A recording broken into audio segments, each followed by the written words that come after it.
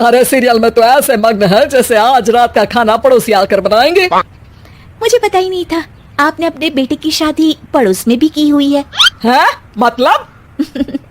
मतलब इस घर में सारा काम बहू ही करती है, आप तो सिर्फ खर्राटे मारती हैं। अच्छा जी, फिलहाल तो तुम आराम फरमा रही हो, चलो जाओ, ये मेरे टीवी देखने का समय है। हाँ, इसीलिए मुझे भगाया जा रहा है। सॉरी, अब तो बिल्कुल नहीं जाऊंगी।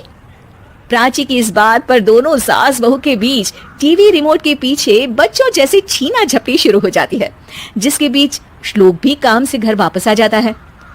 हाँ, आज मेरी चूहे बिल्ली की जोड़ी किस बात पर झगड़ रही है? अरे तेरे बीवी मुझे टीवी ही नहीं देखने दे रही।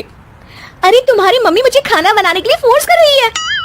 अरे वाह, ऐसे बेतुके रीजन पर तो बच्चे भी झगड़ा नहीं करते।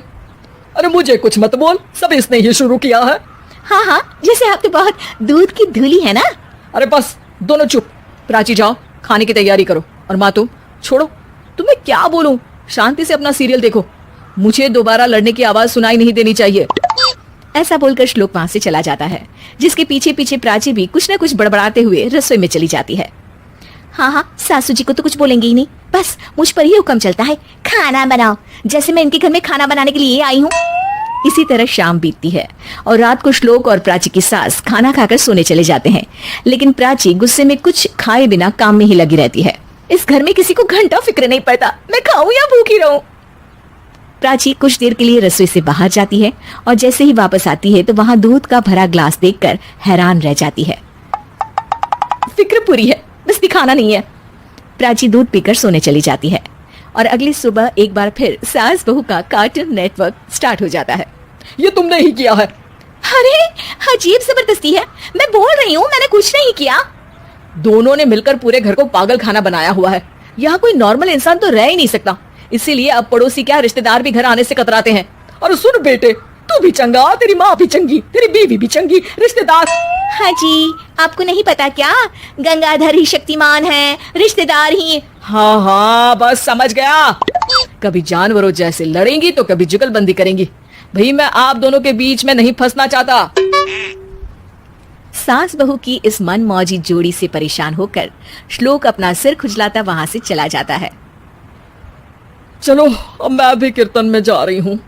इस पर जैसे ही सास कमरे में अपना पर्स लेने जाती है तो वहां नाश्ते की प्लेट रखी देख मुस्कुराने लगती है और नाश्ता करके घर से बाहर निकलते हुए कुछ पैसे टेबल पर रख जाती है, जिसके कुछ देर बाद सिलेंडर वाला घर आता है।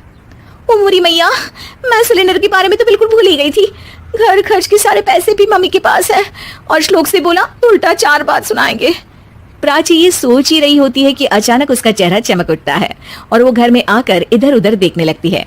तभी उसकी नजर टेबल पर रखे पैसों पर पड़ती है, जिन्हें वो सिलेंडर वाले को दे देती है। ये सब श्लोक देख लेता है। अच्छा बेटे, इतना बड़ा घोटाला, सबके सामने मैं तेरी दुश्मन और पीठ पीछे तेरी मेरी यारी। इस पर श्लोक एक प्लान बनाता है और शाम को सब एक साथ बैठे होने पर बोलने लगता है।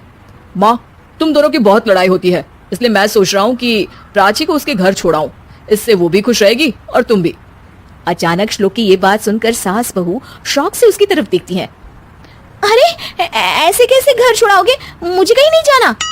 अरे तुमने बोला नहीं पर मैंने सुन लिया, तुम्हें मम्मी के साथ रहना अच्छा नहीं लगता, मुझे पता है।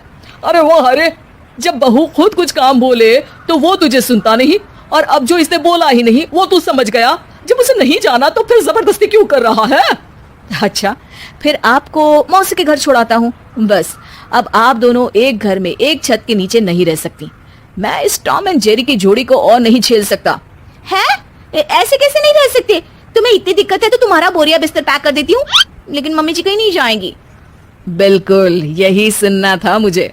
अगर दोनों में इतना ही प्यार है फिर हर वक्त ये लड़ाई का नाटक क्यों करती हो? देखा मैंने कैसे माँ किचन में दूध रखती है और तुम उनके लिए कमरे में नाश्ता रखती हो, और कैसे वो पहले ही तुम्हारी दिक्कत समझकर घर में पैसे रखकर बाहर जाती है। अरे भाई, इतना ड्रामा तो डेली सोप में भी नहीं होता जितना तुम दोनों ने इस घर में फैलाया हुआ है। तू हमें टॉम एंड जेरी बोलता है ना, तो याद कर वो दोनों भी एक दूसरे को बाहर वालों की बुरी नजर से बचाने के लिए हमेशा सबके सामने लड़ते थे, लेकिन अकेले में दिक्कत के समय मदद भी तो करते थे। बस हमारा रिश्ता भी कुछ ऐसा ही है। और वैसे भी अगर सास बहू में तू मैं नहीं होती तो दुनिया वालों को कहानियां कैसे मिलेंगी?